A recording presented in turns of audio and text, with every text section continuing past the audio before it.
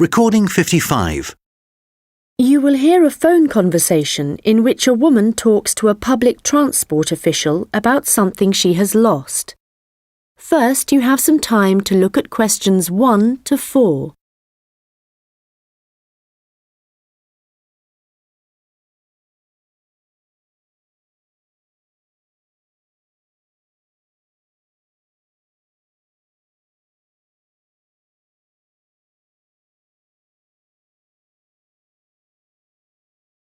Hello, City Transport Lost Property.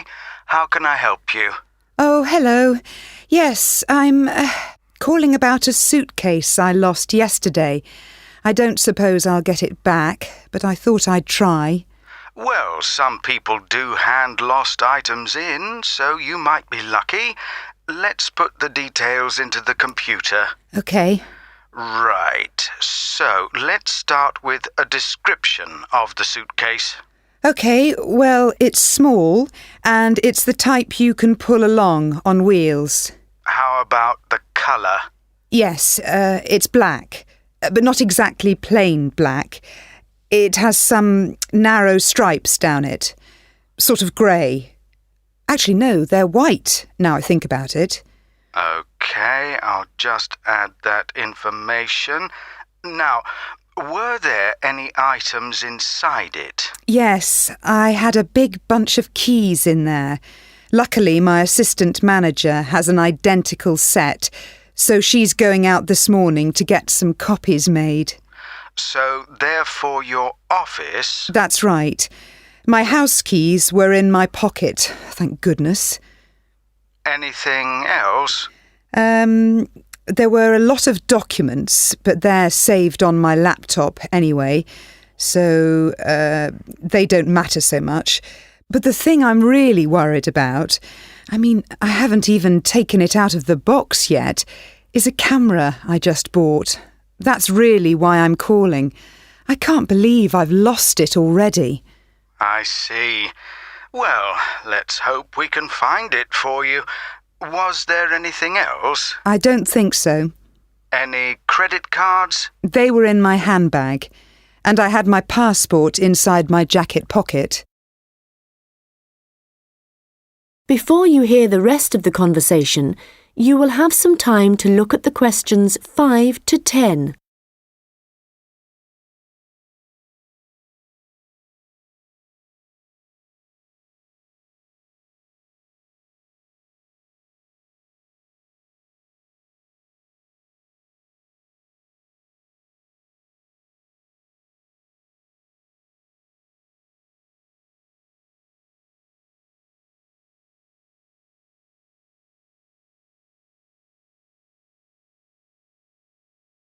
Now listen and answer questions 5 to 10.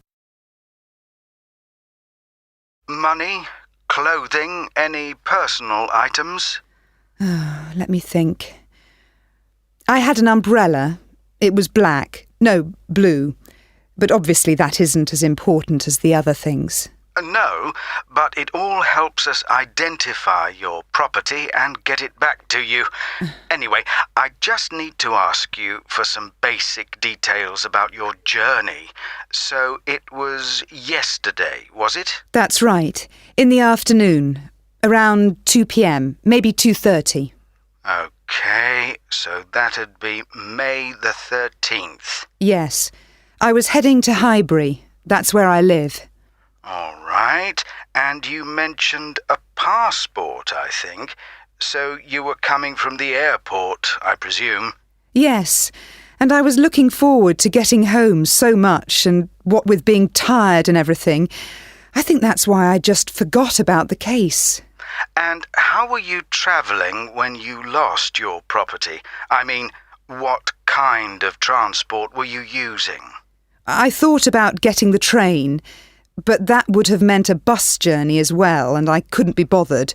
So I decided to take a taxi eventually. That's where I must have left it. Well, that's good news in a way. It's more likely that a driver would have found it and handed it in. I hope so. Well, I need your personal details now. can I have your full name, please? Yes, it's Lisa Docherty. I'll spell that for you. It's Docherty. Thank you. And next, if I could have your address, the best address to send you the property if we manage to locate it. Sure. It's number 15A, River Road. And that's Highbury, as I said. Thank you. Just a moment. There's just one final thing. That's your phone number. I guess my mobile would be best. Hang on. I can never remember my own number. OK, I've got it. It's 07979 605 437. Very well. I think that's everything we need at this end. I'll have a look at the data on. That is the end of section 1. You now have half a minute to check your answers.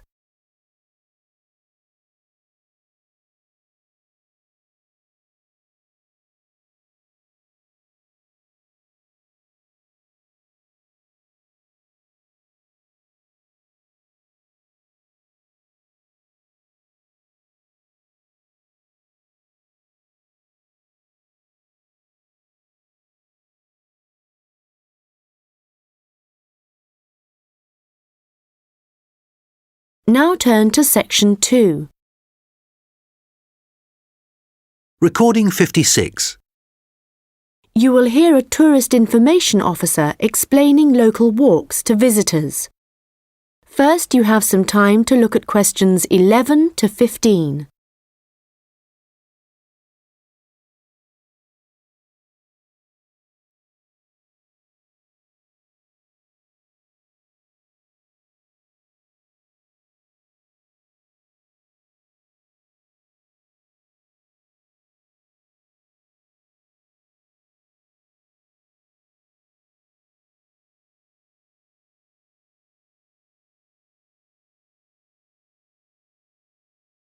Welcome to everyone here. I hope you enjoy your stay in our village and enjoy the local scenery. I'll tell you a bit about the forest and mountain tracks in a minute, but first, I'll just give you an idea of where everything is in the village. So, we're here in the Tourist Information Center, and when you come out of the center, you're on Willow Lane, just opposite the pond. If you want to get to the supermarket for your supplies of food and water, go right. That's the quickest way, and then turn right at the top of Willow Lane. And it's the second building you come to, opposite the old railway station. If you're planning on doing some serious climbing and you need some equipment, we do have an excellent climbing supplies store just 5 minutes walk away. Turn left once you're outside the Tourist Information Center. Take Willow Lane all the way up to Pine Street. You want to go left along here. Then keep walking and go up Mountain Road on your right until you come to the next turning on the left. Head down there and you'll come to the climbing supplies store. If you get to the small building that sells ski passes, you'll know you've gone too far. You also need to head to Pine Street for the museum. It's small, but well worth a visit if you're interested in the history of the village and the old gold mining industry. So, when you reach Pine Street from here, you'll see the old railway line on the other side of the road. Turn left into Pine Street and keep going until you come to Mountain Road. And just past here, the museum will be on your left, just behind the railway line. Don't worry about crossing over the tracks. The train stopped running through here in 1985. If you're planning on following one of the easier forest walks, you might like to hire a bicycle.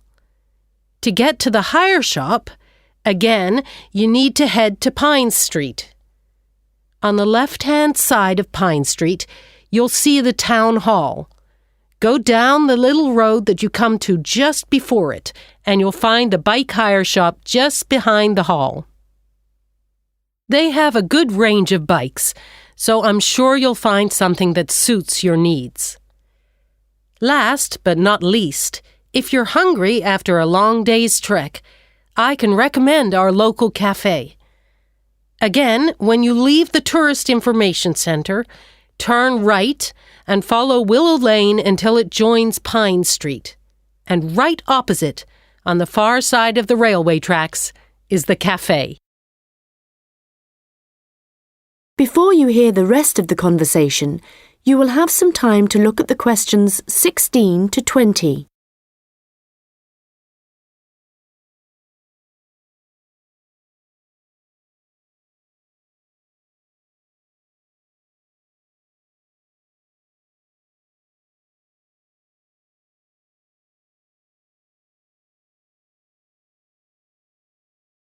Now listen and answer questions 16 to 20.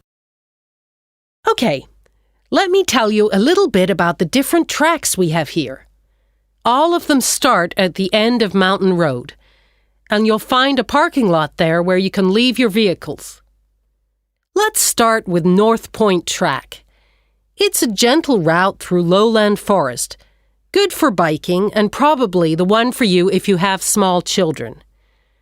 There's a wooden hut where you can stay at the end of the track, but be aware that it's really just an overnight shelter, and you'll need to take your own sleeping bags and cooking equipment. Another option is the Silver River Track. As the name suggests, you'd be following the river for most of the way, and you get to see some of our beautiful native birds. But the track also goes through a densely forested area. Unfortunately, the signposting isn't very good in places, and you do need good map reading skills to avoid becoming disoriented, which happens to visitors a little too frequently, I'm afraid. Valley Crossing will take you through some stunning scenery, but there are several points along the way where you'll need the level of fitness required to get over some pretty big rocks. Stonebridge is one of the shorter tracks, but very steep as it takes you up to the waterfall, and you do need to be in good condition to manage it. Lastly, the Henderson Ridge track will take you all the way to the summit of the mountain. Do bear in mind, though, that at this time of year the weather is very changeable, and if the cloud suddenly descends, it's all too easy to wander off the track. It's best to check with us for a weather report on the morning you think you want to go. On the way to the summit, there's a hotel which provides comfortable rooms and quality meals, so it's worth climbing all that. That is the end of section 2. You now have half a minute to check your answers.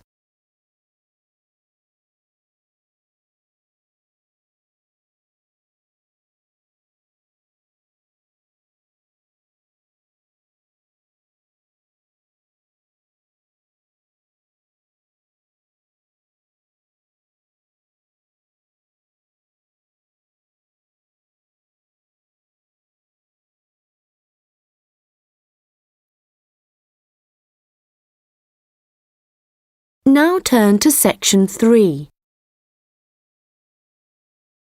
Recording 57. You will hear a student discussing his case study with his tutor. First, you have some time to look at questions 21 to 25.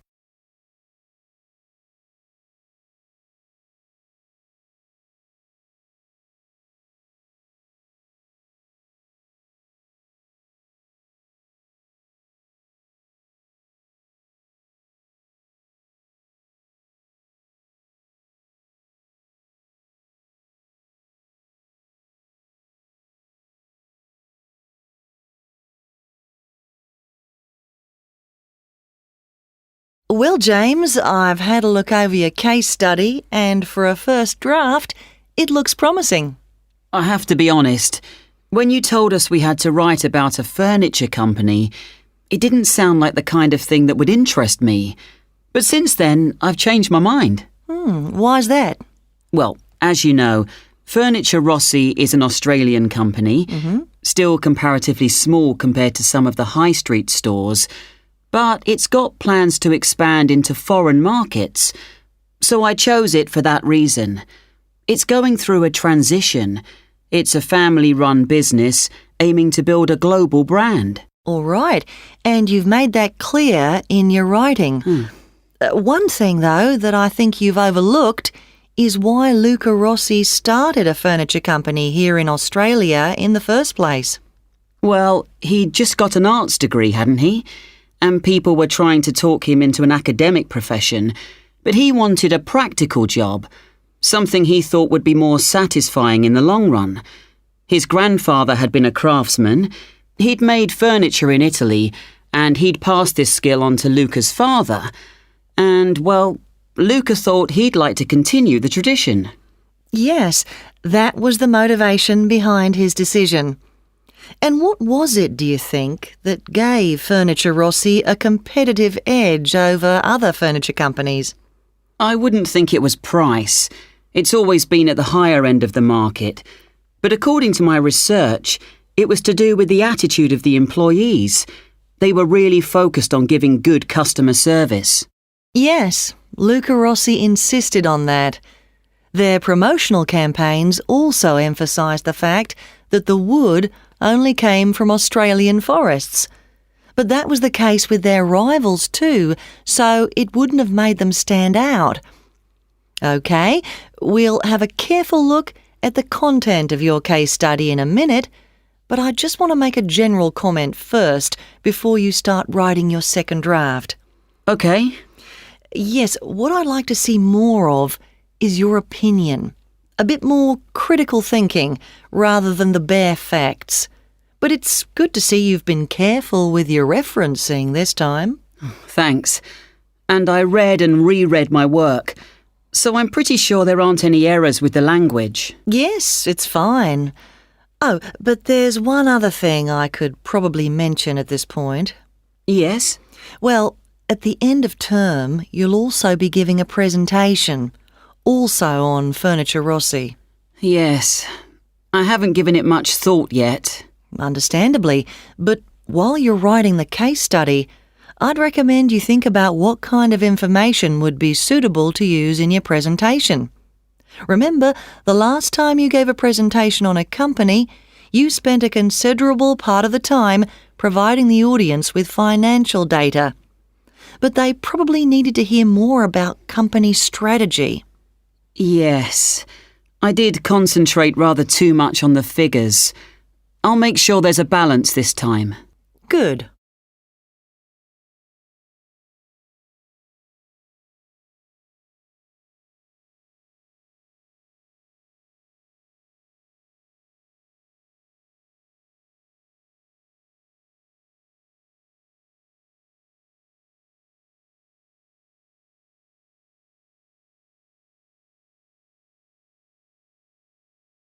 Now listen and answer questions 26 to 30. OK, so let's just think about the content of your case study, the history of Furniture Rossi. I see here in paragraph 4, you're talking about how Luca Rossi raised the capital for his new business venture. And then you're talking about the customer base growing much wider. But what was it that prompted this growth? Well, that was to do with the quality of the furniture products that the company was selling. People loved that it was all handmade and would last. And because demand from customers kept growing? Well, then Rossi needed to take on more craftsmen so they could make sure the orders were ready on time. And then he also had to set up 2 new warehouses to make distribution quicker. Yes, and from there, the company really grew. But think what happened next. They started looking at ways to increase their profits and called in a consultant. And what he saw immediately was that the infrastructure was completely outdated. They were paying 3 full-time admin staff just for data entry. So he recommended they upgrade their software programs, and that, in turn, cut operational costs and just speeded everything up. I'm surprised they didn't get onto that earlier. But I suppose Luca Rossi was more interested in the design aspect, rather than the finance side of things. Yes, I imagine that's why he eventually turned the day-to-day running of the company over to his son.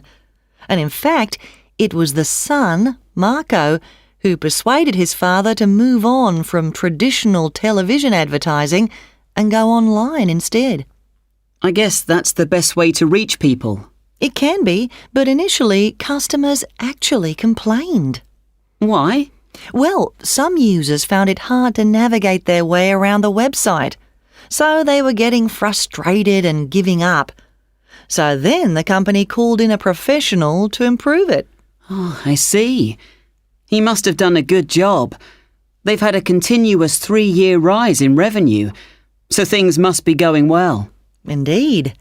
And what of the future? Well, I probably need to talk about this a bit more in the concluding paragraphs, don't I? Consumers are already aware of the quality of the furniture, that's for sure. But I think the company is aiming to publicise their values.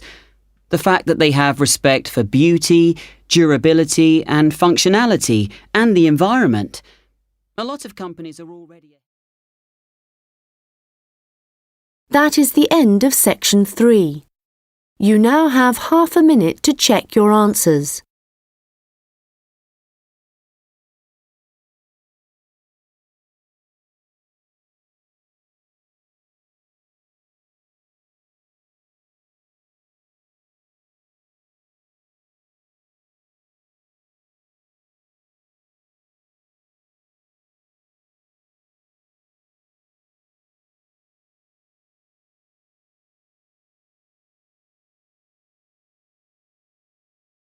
Now turn to section 4. Recording 58. You will hear a lecture about rock art. First, you have some time to look at questions 31 to 40.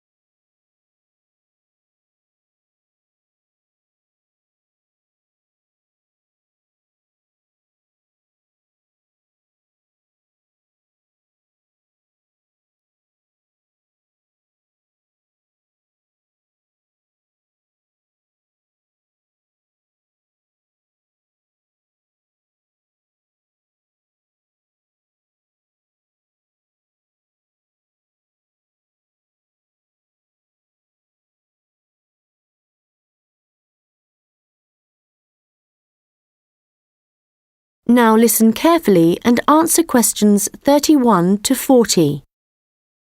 Hello everyone and welcome. As part of this series of lectures on the development of early humans, today we are looking at rock art, the paintings and drawings produced by prehistoric peoples as they spread across the continents. If you've been lucky enough to look at a piece of rock art close up, you will know it's an experience that makes you wonder about the passage of time and our own history. But rock art also has a practical value for researchers, and let's start by considering why that is.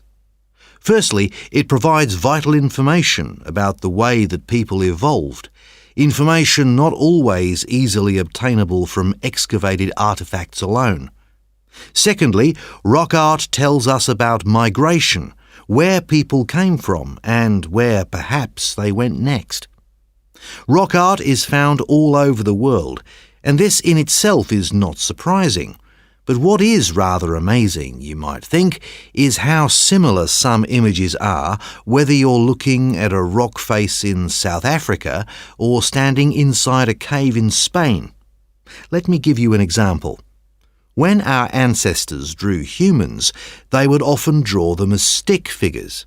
But if they drew a face, then the eyes were almost always very prominent, very open and wide. And of course, animals are very common in rock art.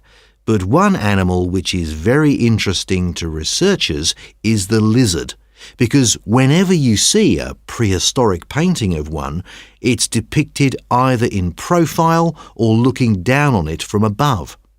And these drawings are produced by people of totally different cultural backgrounds. Amazing. But how can this be the case, that similar artistic styles exist in such distant locations? In the past, archaeologists believed that trade must have brought people together, and that it gave them the opportunity to observe each other's culture, including art styles. But this didn't prove to be the case. Recently, researchers have come up with a new theory. They believe that the brains of our ancestors evolved to notice certain images before others, and this was important, actually essential, because in an environment full of constant danger, it was necessary for survival. So the need to quickly recognise things that could be helpful or harmful could have had a great influence on rock art and explain why some images are more common across cultures than others. Later on, there would have been other reasons why communities produced art, certainly for spiritual and social purposes, and no doubt for political ones too, as different tribes looked for allies and struggled against their enemies.